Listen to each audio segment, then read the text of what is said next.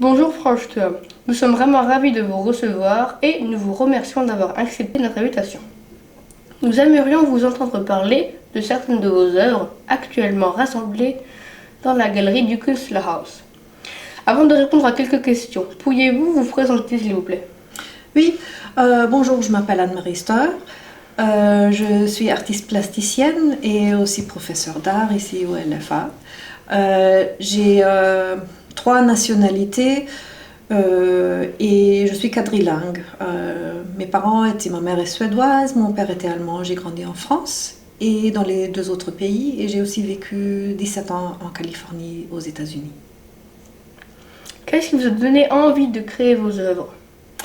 J'ai grandi dans une famille où j'étais exposée à l'art très tôt et ma mère m'avait montré des livres d'art à 3 ans, des livres classiques et je me rappelle être tombée dedans dans ces peintures et d'être ravie émerveillée par cette beauté.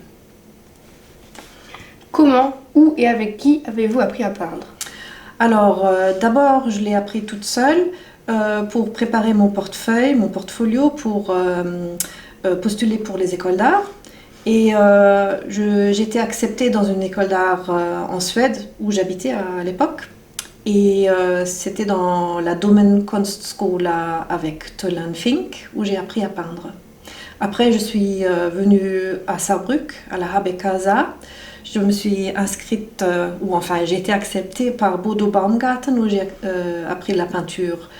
Et aussi ensuite, j'ai commencé à prendre des cours chez Ulrike Rosenbach en parallèle, en nouveaux médias, en performance. Entre-temps, j'avais aussi une bourse de l'OFAGE, de l'Office franco-allemand de la jeunesse, pour un semestre à Strasbourg à l'École des arts décoratifs, pour 6 mois.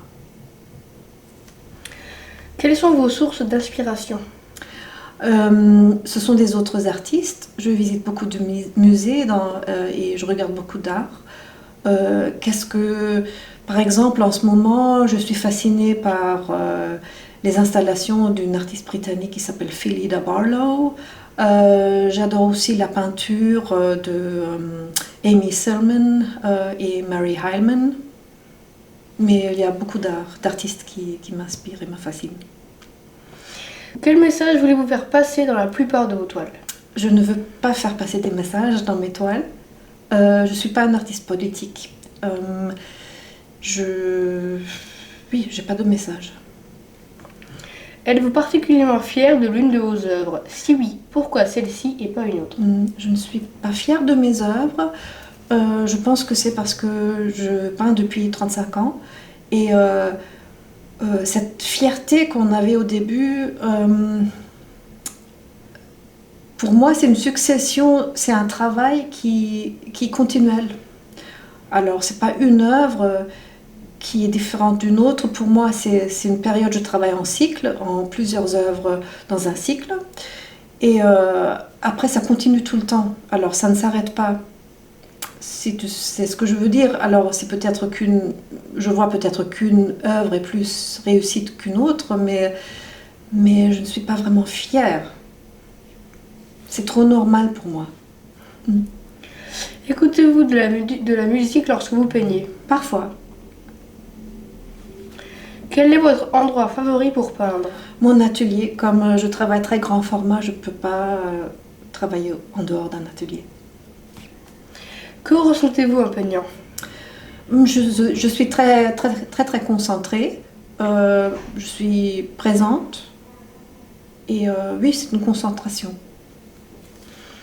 Depuis quand considérez-vous la peinture comme votre 5e langue? Depuis les années 90, où j'ai rencontré une intellectuelle espagnole dans un train et on a discuté. Et puis il disait, bon, tu parles plusieurs langues, c'est pour ça que tu peignes, pour que tout le monde puisse le comprendre. Selon vous, est-il pertinent de classer les risques émotionnels sur une échelle du plus léger au plus dramatique? Les risques émotionnels sont toujours dramatiques parce que sinon ce ne seraient pas des risques. Votre œuvre Nomad One, qui donne l'impression d'une tente ou d'une voile, peut-elle être mise en parallèle avec le travail réalisé par Katharina Grosse, Déplacer les étoiles, puisqu'il s'agit également d'une œuvre immersive? Je suis très contente d'être comparée avec elle ou qu'on nomme mon nom dans la même phrase avec elle. C'est quelqu'un que j'estime beaucoup. Elle travaille monumentalement. Je pense qu'elle va encore plus loin dans cette veine de considérer la couleur comme une entité dans l'espace.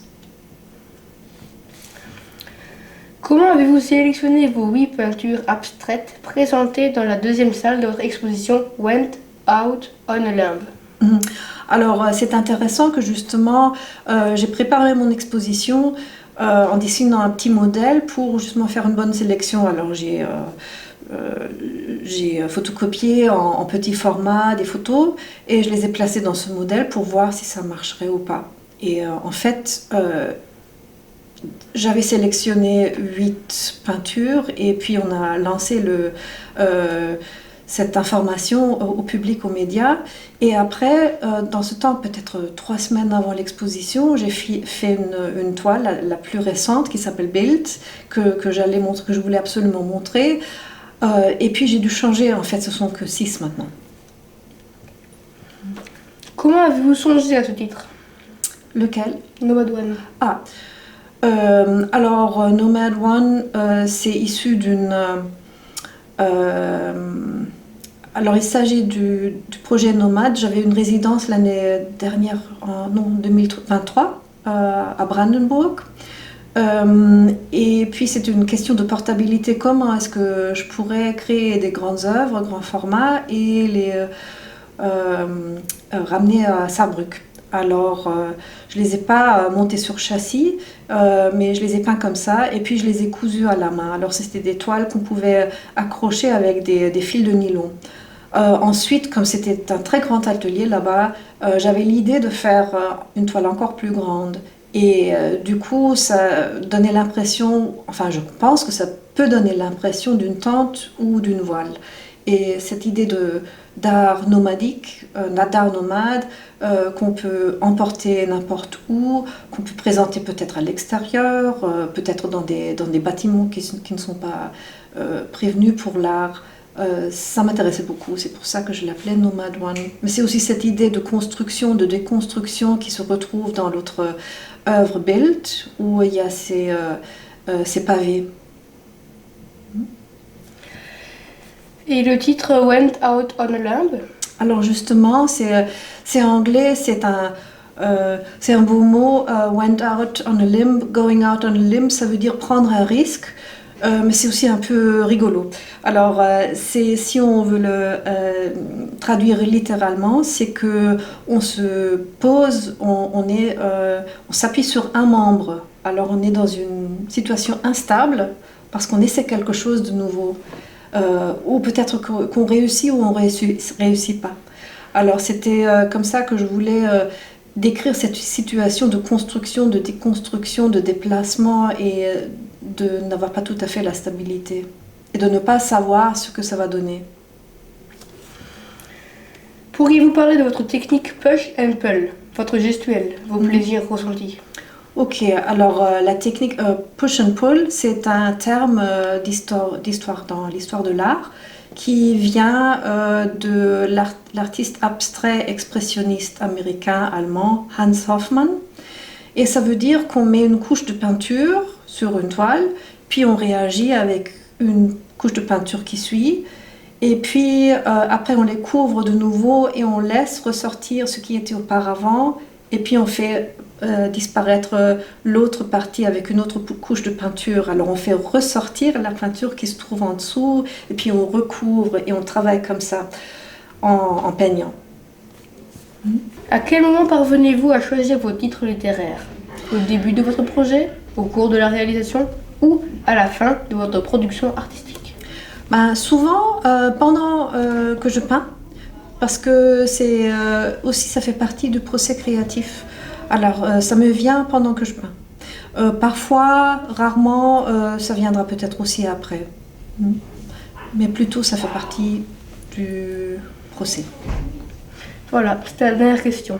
Merci beaucoup pour toutes vos réponses. Souhaitez-vous ajouter d'autres éléments? L'exposition est encore en cours à la Saarländisches Künstlerhaus, Karlstraße 1, jusqu'au 2 mars. Et il y aura une conversation avec l'auteur Jörg Gronius le 14 février à 16h30, où on présente aussi mon catalogue.